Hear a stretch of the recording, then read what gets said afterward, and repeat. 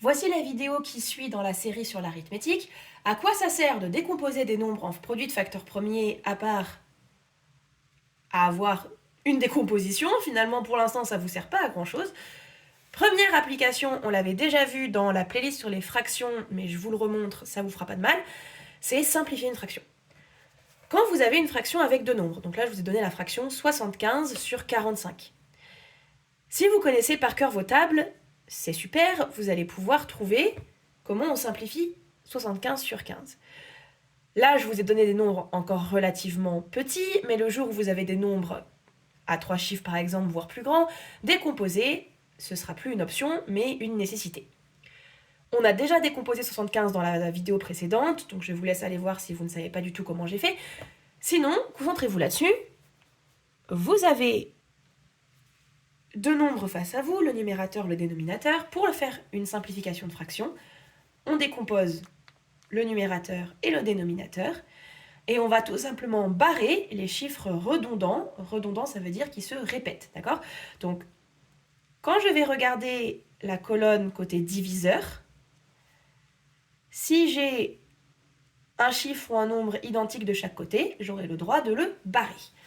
Décomposons donc 45, je vous prie. Est-ce que je suis dans la table de 2? Non. Est-ce que je suis dans la table de 3? 4 plus 5 fait 9, donc oui. Si je ne sais pas faire 45 divisé par 3 de tête, je le fais sur un coin dans mon brouillon et je reviens avec la réponse. Ça fait 15. 15 est également dans la table de 3. Ça donne 5. Je réitère, 5, la plus petite table que je peux trouver, bah c'est 5, tout simplement. 1, je m'arrête.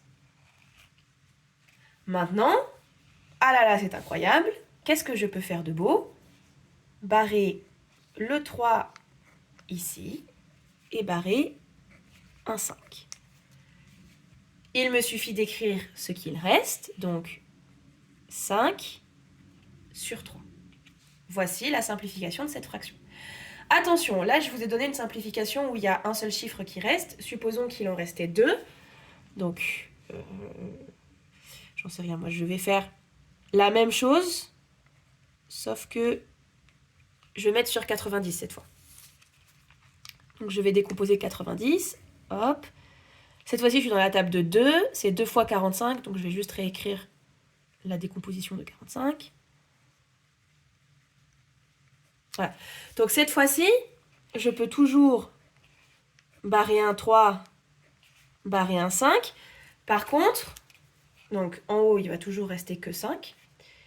Par contre, ici, il me reste un 2 et un 3. Donc je vais les multiplier entre eux. N'oubliez pas, quand on fait une décomposition, en réalité, les nombres ils sont multipliés. C'est comme si on avait écrit ça là.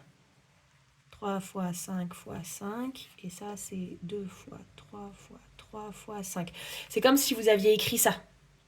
Donc, effectivement, les 3, vous pouvez les barrer. Les 5, vous pouvez les barrer. En haut, il reste 5. En bas, il reste bien 2 fois 3. D'accord? Vous les multipliez, c'est 2 fois 3.